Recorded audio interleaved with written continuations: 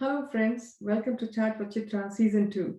I'm really excited to see you all on the second season of Chat with Chithra. Hope you're all well. My guest today is a woman who wears a lot of hats, blessed to be a daughter, sister, wife, mom, and a friend who loves to help and take care of others. She also enjoys her role as a lecturer and the course creator of the first UK undergraduate course in accounting and Islamic finance. Let's welcome Mrs. Shaista Mukadam, senior lecturer at the Birmingham City University. I believe in honesty and transparency.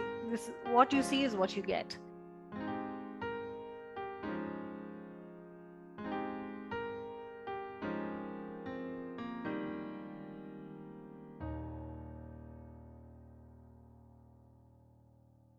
Good evening and namaste, Shaista Mukadam. It's my great pleasure to welcome you as my guest in the second season of Chat with Chithra.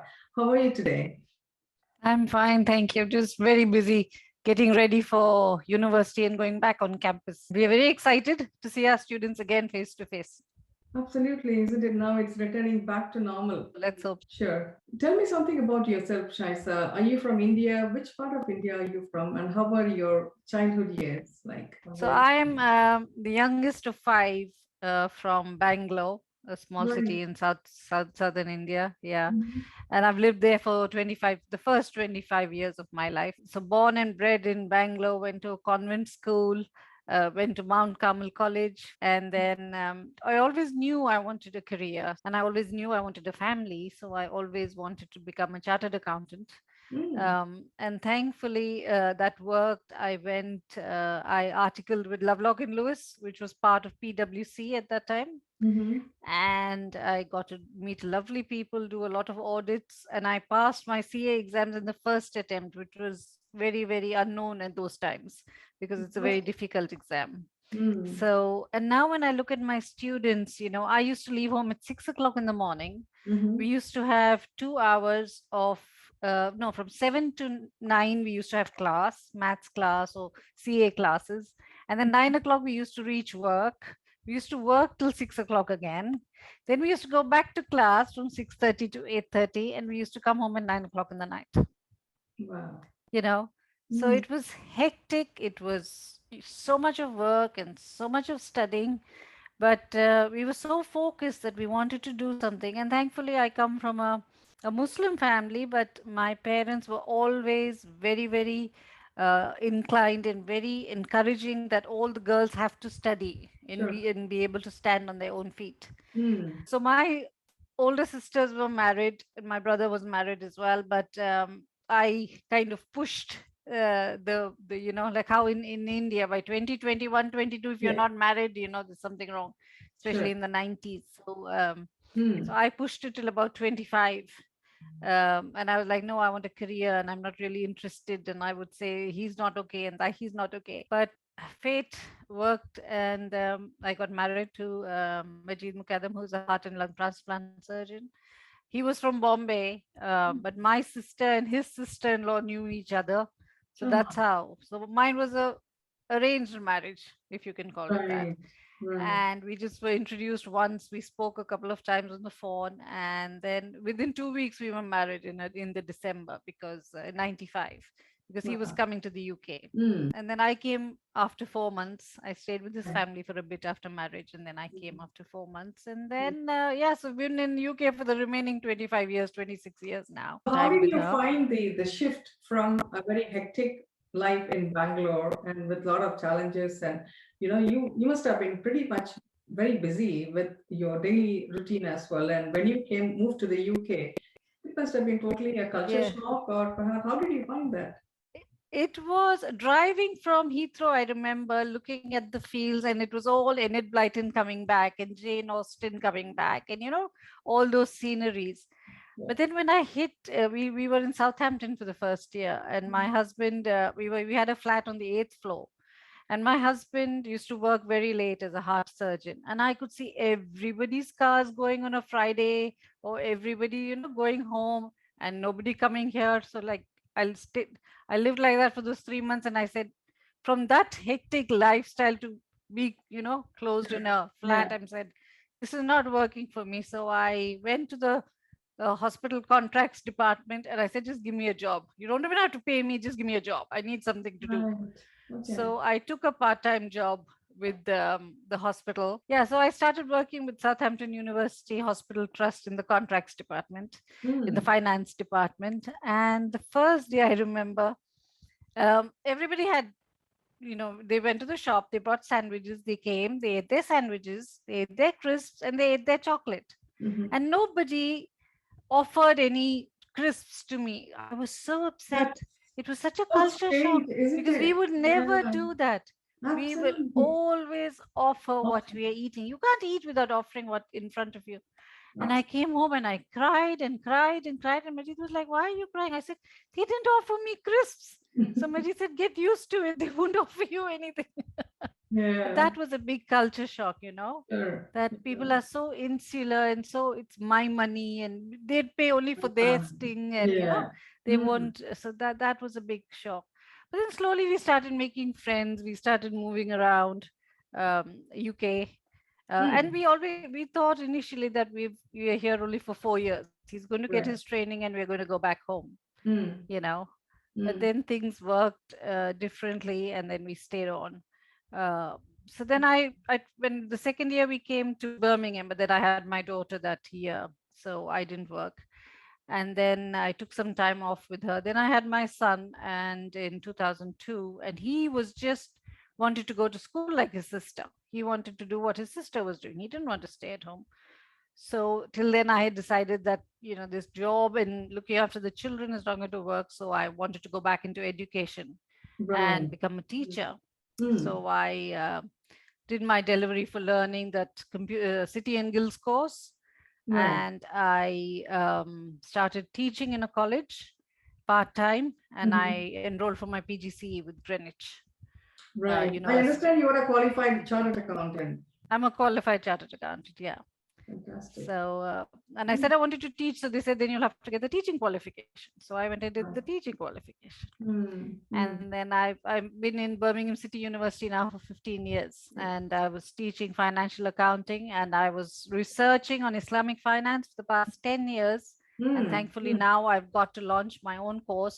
It's the first undergraduate degree in the whole of the UK in Mm. accounting and Islamic finance. Fantastic. I'm going to come back to that. But as a woman, as a mother, and as a daughter, and a sister, and as an educator, how do you manage these different pursuits? How do you manage your time? Because you have to give equal attention to your family, and then you have to prepare for your lessons, and then you have the daily household chores as well. So how are you able to strike a balance here? My mother, God bless her, was a phenomenal woman in the 60s, 70s, 80s, 90s. She was well ahead of her time. Though Mm. she went to school only till year 4, and she wasn't very educated in that sense of the word. Mm. Mm. She was very aware, and she knew our scripture. She knew the Quran and the Sunnah in great detail. And she knew that women had a lot of rights in Islam. We Right. are allowed to choose our husband. We have authority over our own money. Our husbands can't take our money. We raise the children, and as a mother, the heaven lies beneath your feet. That means your mother's supposed to be treated very well. And there are some aspects of how to look after the house and all, which she ingrained with us right Mm. from a very young age. When Right. the holidays used to come, she would send the servant away on holiday. And we used to say, "Excuse me, why are you sending her?"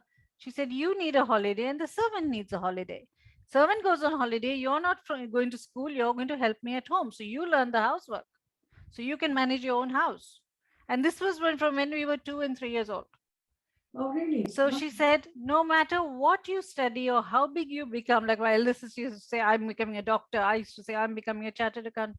She used to say, no matter what you do, you still have to put the food on the table. So you need to know how to do that. I remember I got my CA results and I came in saying, "Oh, I'm a chartered accountant today." She said, "Yeah, your aunt has come. Can you start making some rotis?" Oh, She's okay. like, "That can sit aside, but Yeah. this is to do as well." So that is from a very young age, we know how to manage a household, how to manage things. And another thing she taught us is your health is important, your mental health is important, and take help when you can. You Yeah. can't take all the money in the world. Keep a cleaner, keep a somebody to help you, and take help. Once, she used to have a routine. Once a week, she used to say, eat outside, get something from outside. Try and, you must have a holiday. So, and then she went to America because my sister moved to America, and there she learned a lot more things. All So she right. came back, and in the 80s and 90s, she was talking about recycling, she was talking about gardening and all this organic gardening. And people were thought, she was quite crazy. She was ahead of her time. Sure. Yeah. See, even now, I mean, though she's passed on and all that, and I didn't live much with her after I got married, what she's taught us is imbibed in our minds and it keeps coming back. So I can do like five things. I can start the stove, I can do my work over here, I can answer a call, I can make sure my child is doing a handwriting. You learn to multitask very Multitask. quickly. I can do that Exactly. very well. So I think Yes. the values and the kind of training that your mother has imbibed in you voluntarily or Yes. involuntarily at times, that is perhaps is what is helping you today. That's Yes. amazing Yes. because as a And the most mother. beautiful bit is she even trained us to how to behave when she's gone. From a very young age, Chitra, we were 5 and 6 years old, and we were five children in a span of 10 years. So you can imagine in a small house. So we Hmm, used to get into fights, or we used to get into anything. So she would go quickly, do her ablution, which we do for prayers, and come and yeah. lie down on the bed. And she would say, now your mother's dead.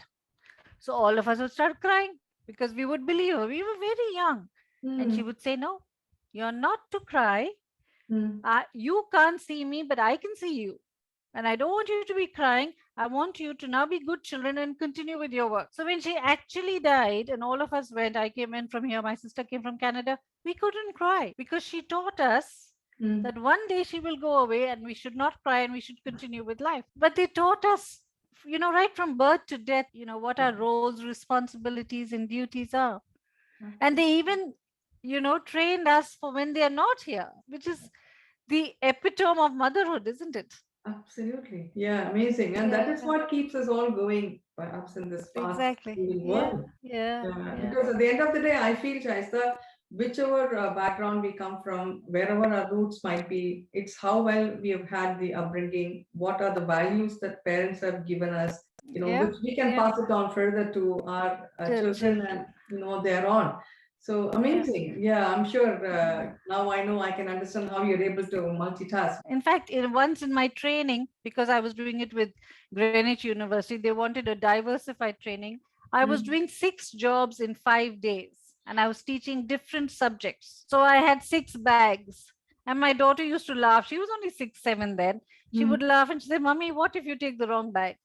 Oh my And I God. would say I would just have to think on my feet then, and Sure. do it from my head. Absolutely. But it never happened. For 6 months I did that. I worked 6 jobs in 5 days to Mhm. get that training done. These Exactly. children nowadays, they don't have that resilience. COVID has been a big shock to them because it affected everybody. It affected, they had to get out of this cotton wool life that they're leading, Yes. and realize that life is more than this. Oh, yes. Life is more than themselves. It was only me, I, me. Now they realize you can't do me, I all the time. Yeah. It's a big eye opener for the young generation. And I've realized that even if they don't listen to what you're saying, they're watching what we are doing and Yeah. they're doing what we are doing. So it's Absolutely. very important that we behave in an honorable way in front of the children. So true. I know your mother has been a great influencer in your life. Besides your mother, who do you think have been the most influential people in your life? And what is it that you've learned from them that has made you a person that you are today? Yeah, definitely my mother, my sister, my eldest sister. She was 10 years older to me, and she was my second mom, like, so she looked after me a lot. Everybody I meet, I try to learn something from them, and I try to impart something about me from which they can learn. I've had wonderful managers to work with, lovely colleagues who have been very, very supportive. I still have extremely good colleagues. So my friend circle back home, and now with WhatsApp, it's so nice. You can you always miss your school friends and your college friends, and you can just talk to them. And I think I've learned that from my mother as well. I believe in honesty and transparency. This is what you see is what you get. Even if it might make you uncomfortable. If I don't like something, I won't be a friend who's just for fair with it and say, no, no, no, it's fine. I will say, no, I'm sorry. I cannot understand how you can do such a thing, or I don't agree with you, in a respectful way.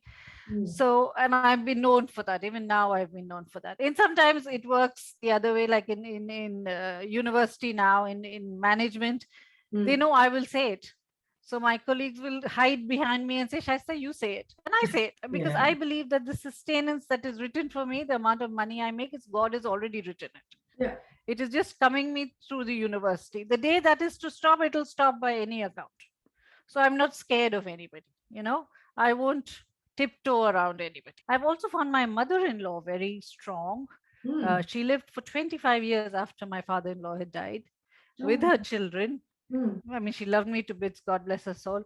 But again, very strong as a woman, very strong in what she wanted for her children, in how her children responded to her, or she wouldn't take any, nonsense. She would look after herself. Even at 85, 90, she was doing her exercises. And Mm. she was very gutsy woman. Yeah. So very remarkable. So I learn from everybody. I read, I watch people. Something I would learn from. The more and more I'm getting into my religion now, not in terms of, not more as a religion or as see what is the ethos, what are the morals, and all religions talk about this. I mean, Mm. in India, some of my best friends are Hindus and Christians, and we never had that difference. We all celebrated everybody's Yes. functions. It was just so very nice. There was never a and here you come and they're talking about color difference and Yeah. religion difference and country difference. I think, what's going on? All of us have come the same way. All of us are going the same way. There's Absolutely. no difference. Isn't it? And as you get older as well, no, Chitra, you think a little more, you reflect a little more. Absolutely. So I've realized with my children, I mean, one is 23 and one is 18. Now is not the time to talk. Now is the time to keep quiet. I've done the teaching and sensing bit has already been done. So now we just have to stand back and watch the parenting result. There's no Yeah. point in saying anything now because it's a different world they are living in. So true. So it's Yeah. better to just stand back and watch and pray. That's all we can do. Very true. I understand that it is the one of the first course launched in the UK. I do have a little bit of knowledge. I mean, in terms of what is the Islamic finance and how relevant it is today and compared to traditional Mm. or conventional banking. So, but Transparent. for our viewers' sake, I would like to ask a few questions on this, Shaista, if that is okay. Yeah. Yes, yeah, that's fine. So you are the founder. You have launched this. This is your baby, if I may say so, Yeah, right? this is You have my launched. baby. I'm the course leader. Yeah, Congratulations. Birmingham City University. Thank you. What is the importance of Islamic finance, and how is it different from a conventional or a traditional Western banking system? The main difference is in conventional bank, money can make more money. In Islamic bank, money is only a commodity to make a profit, but it has to be backed by an asset. So we have a very conscientious scale of creating something, a Mm. product or a service, Mm. and using that money for a profit, loss, and risk sharing. If Right. you are a partner with me or I am partnering with the bank has to share the profit with me, the loss with me, and the risk with me. What happens in conventional finances, the bank is only sharing the profit. Yeah. They're not sharing the loss and they're not sharing the risk. Yeah. Okay. And Mm. we don't believe, Islamic finance doesn't believe in a company system where Mm. the company is its only own legal entity. It can be sued and not one person can be taken into account for what has happened. Mm. We believe in partnerships, joint ventures. Supposing I and a group of people have money, extra money, we come to you, you are an institution who will accept the money, but both of us will be on a contract where we find another person who wants that money, who needs that money, but has an idea, has something he's going to create. And then we work with him to create that idea and share with him the profit, the loss, and the risk. Yeah. Okay. Hmm. And we set that amount right at the beginning. If it's 100,000 pounds I bring, you are the intermediary, you go to a third person, he wants it. We say, I put 100,000. You can put all your labor and all your ideas. And today we decide if that 100,000 becomes 150,000, we are 50-50% we are sharing. Yeah.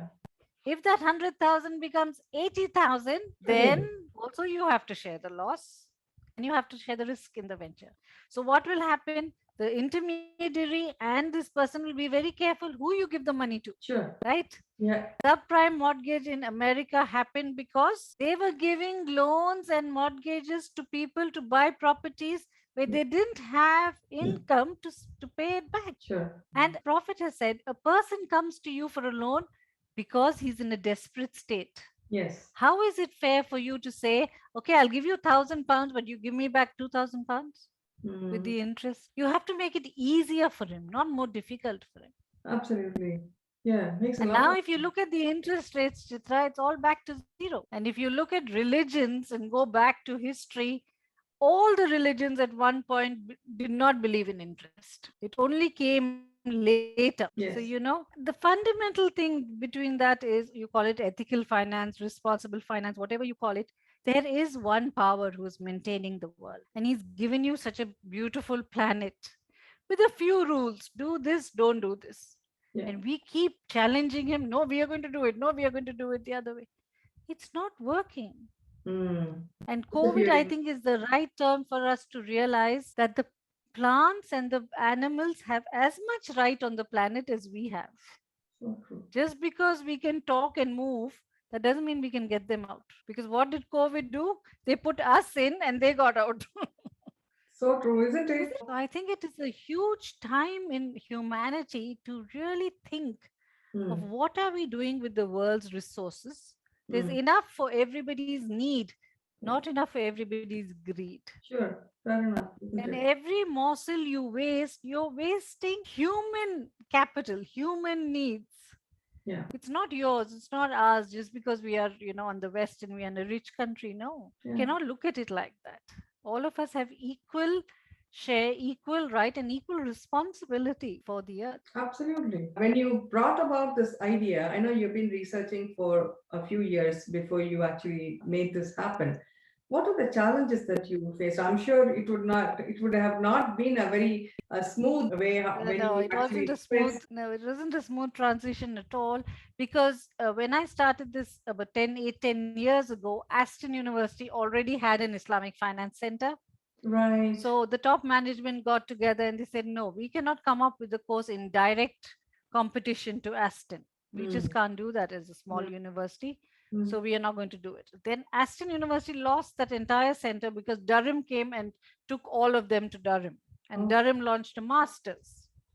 So then I was constantly speaking to and creating networks and speaking to advisors in the Islamic finance field is what is the best way to launch it. So then Al mm. Rayan Bank and various other people got in touch and they said, we need Markfield Institute. There is an institute who is doing it, but that is Islamic finance and accounting. And they are skewed more over Islamic finance and the theoretical of it.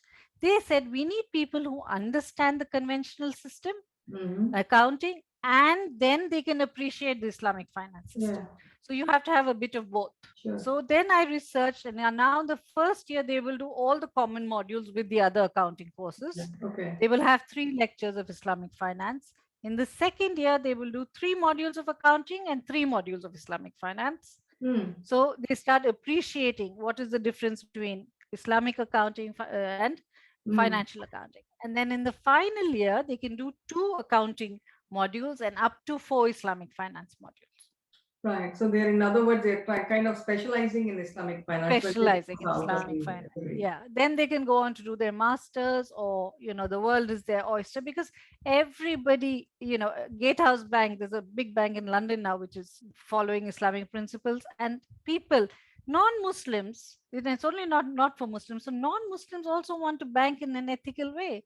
They've also realized, they're like, we can't understand this principle of interest. I mean, you buy a house for what, 150,000, you end up paying over 25 years up to 500,000 pounds. Yeah. That is not right in any, you know.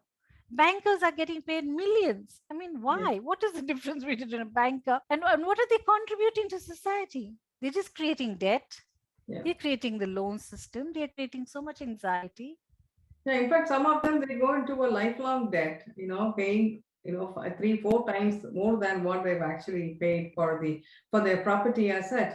So in a way, I think you are creating. First thing is to create an awareness. What exactly Exactly. is Islamic finance about, and how Yes. different it is, and what are the benefits, which outweigh the conventional methods, The right? And I conventional, think yes, yes. you must have very successfully convinced, the board to Oh, yes. The panel which sat for this was very, very appreciative and they were very convinced. And we are hoping that we had a lot of interest from international students. They oh, want me to take the course online because they can't come now, yes, for yes. issues again. So Hmm. they want me to take this online, which is going to be another, might be the next step, because Fantastic. the I believe there international is a students are master's really course yearning for also this. which has been introduced, right? Yes, Birmingham City has launched the Masters in Islamic Finance as well, which is a 1-year course. That also we launched this year. I love that thing after the COVID, and we've been teaching online. Where I am is the university. We are the university because I can sit and teach from anywhere, Yes, you know. So true. we have to take that, and universities have to become confident of that and take that leap of faith. Yes, seeing them face to face, getting them to work is all very good, but I don't think that's going to work for too long. Yeah, that's Students what don't I want was. to travel now. Yeah, with the current scenario, do you think banks and other education institutions? I know BCU has launched this course. Now, do you think the other banking institutions or educational institutions, as such, would be able to accept this? And what do you see is the potential in the years to come? I see potential of even bankers I've seen, who are not aware or know very little about it, would want to get more deeper into this and would want to know how to use this in their system, how to convince, and create products, and while having their day job. So I think Uh-huh. most people would like to have online courses about this and more interaction, so that they can start including it in their everyday life, in their budgeting, in their, in their shopping, and thinking, what am I creating every time you buy a dress? How is it affecting the environment? Sure. How much does it take? Because the children now, they've started recycling their clothes. They Yeah. buy second hand clothes. Have you realized that they don't buy Yes. new clothes anymore? Yes. you know Very so they're conscious thinking how about much that. damage. They're very conscious. Meat, chicken eating, how Yeah. much it we invite. So it's getting into their psyche, you see. It's a whole different way. So soon it's going to be, how am I spending this money?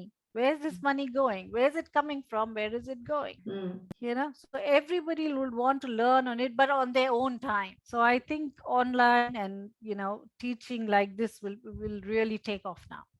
I'm sure. I mean, going forward, if most of the institutions they follow this kind of approach, perhaps it could even make the UK economy, much more, better than what it is, considering Yeah, it'll the make it the much downward stronger. trend since the pandemic. I'm Yes. sure it's a gradual process, isn't it, Shaista? Perhaps, if we give it some, say, 3, 4 years in the near future, perhaps people will start to become more aware of, there is another, because in the Middle East it's totally different, the scenario is Yes. different.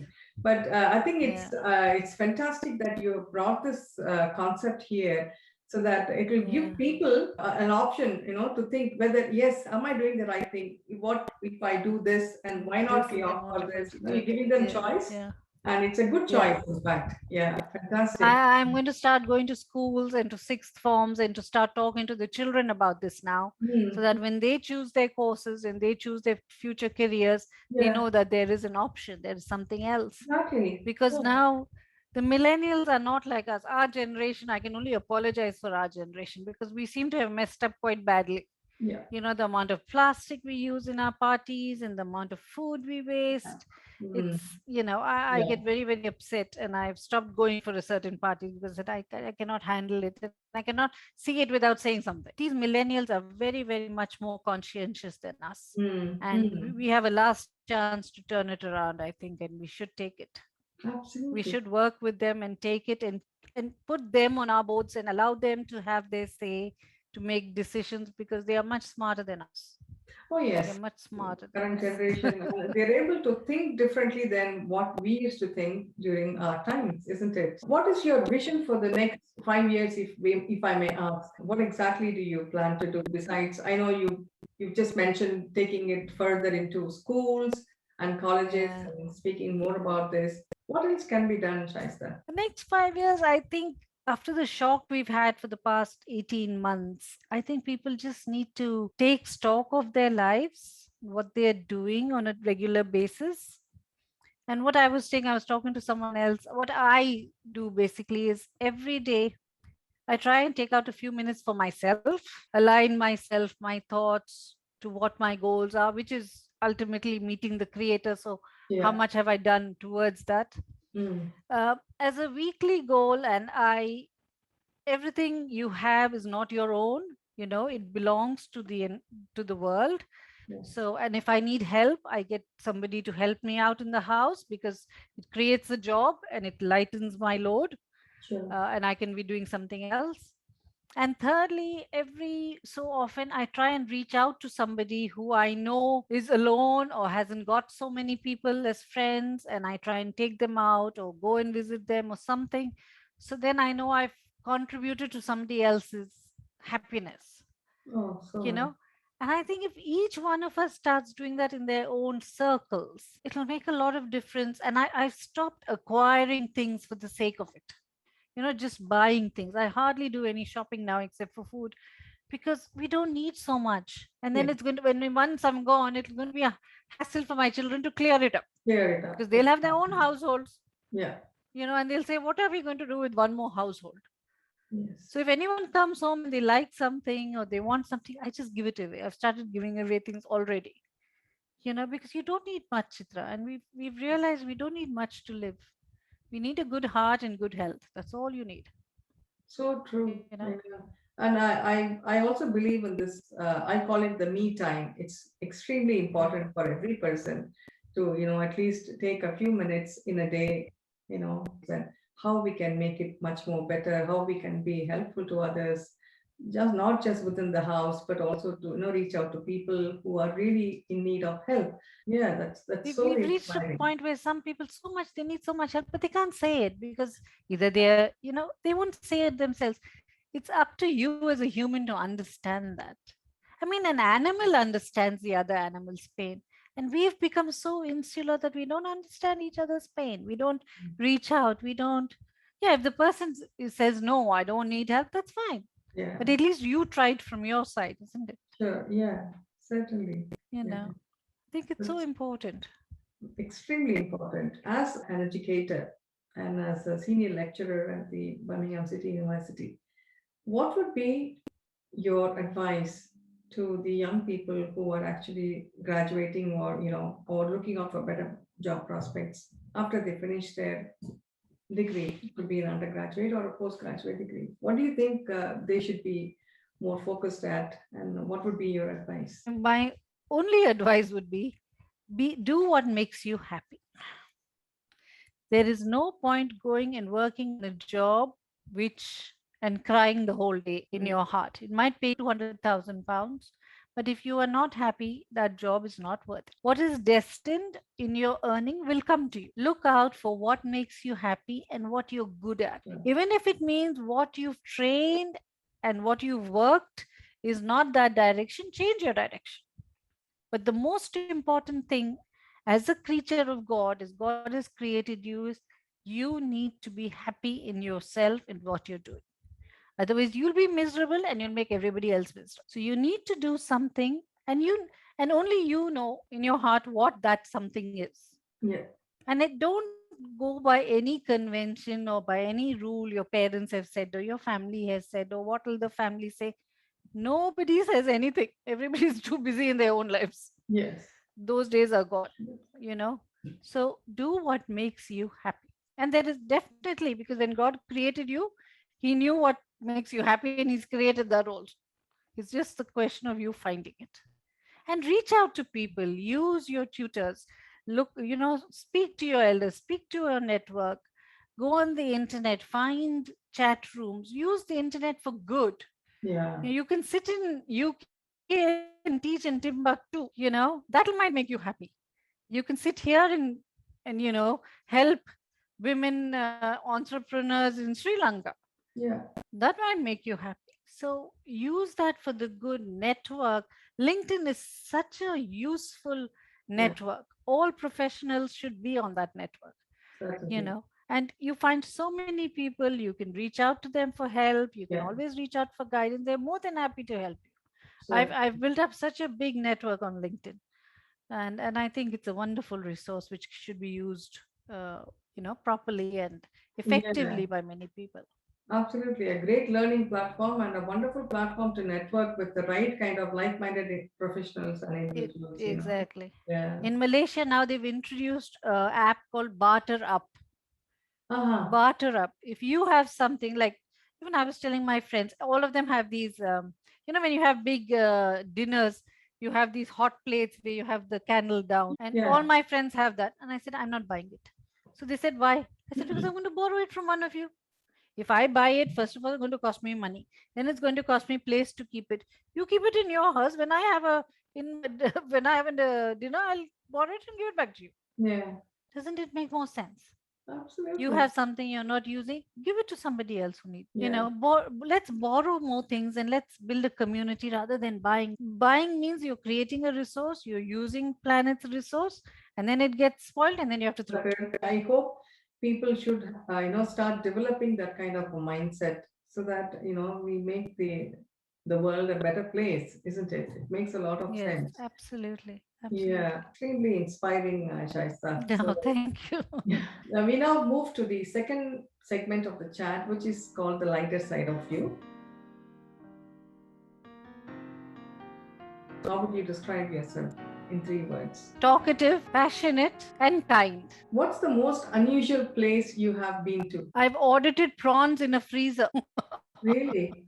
As an auditor, when I was an auditor, we went to Kerala, Cochin, I think, and there was we had to audit this company which had fisheries. So they told me wear this sweater and all, and I said, why? It's so hot. So they said, no, you're going to go into the freezer now, and you have to count the prawns over there. That was the most unusual place I've been to. What's the most expensive thing you have broken? My brother's Maruti car. It was a brand new van he brought, and I said, I'm going to drive it.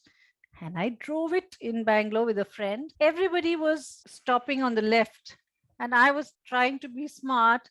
So I took it from the right, but there was a small divider on the road. So the car went over the divider and stopped. And then there were 5 people who came and lifted us up and put us back on the other side of the road. And then I went home in an auto, and my brother sent a person to see what the damage was on the car. The whole of the down of the car was crashed. It was a write-off. It was a Really? brand new car. Okay. Yeah. What mythical creature do you wish actually existed? We have in Islam and in the Quran, we believe it was a mythical creature, but we believe it existed. It's called the Burak, who took our prophet from Mecca to Jerusalem in the night, and then from Jerusalem to the seventh heaven to meet God. So it's a bird. So it's a bird. Oh, right. Big horse kind of bird. So in one night, our prophet traveled right up to the heavens and came back. I wish that would have existed, because I don't like flying. I would have gone on that bird. What is the food that you enjoy the most? Do you like Indian? What cuisine do you like? It's a good. I like South Indian food. I love my idli, dosa, vada. Don't get enough of it. Yeah, I love my sambar, Yes, rasam. yes. I love that Yeah. kind of food. What is it that you're interested in that most people aren't? I'm interested in getting closer to God and not wasting His creation, which we are doing, and most people aren't. They didn't think like that. They think I'm a bit weird. What is your favorite holiday destination? We just went to Scotland. That is the most recent one, and I loved it. I like Malaysia. I would like to go with my husband to Malaysia and Turkey. Lastly, if magic was real, what spell would you try to learn first? Just a sign from people that they need a hug, and then you can go and give them a hug. Oh, how beautiful. Simple as that. Fantastic. We come to the end of this very, very lively, very inspiring. Thank you so much, Shaista, for your time. It was an absolute pleasure, Chithra. It was a pleasure. Thank you so much for having me. Thank you. Yes, You're doing a great job. Yeah. Thank you so much, and we'll be in touch. Okay, take care. Bye.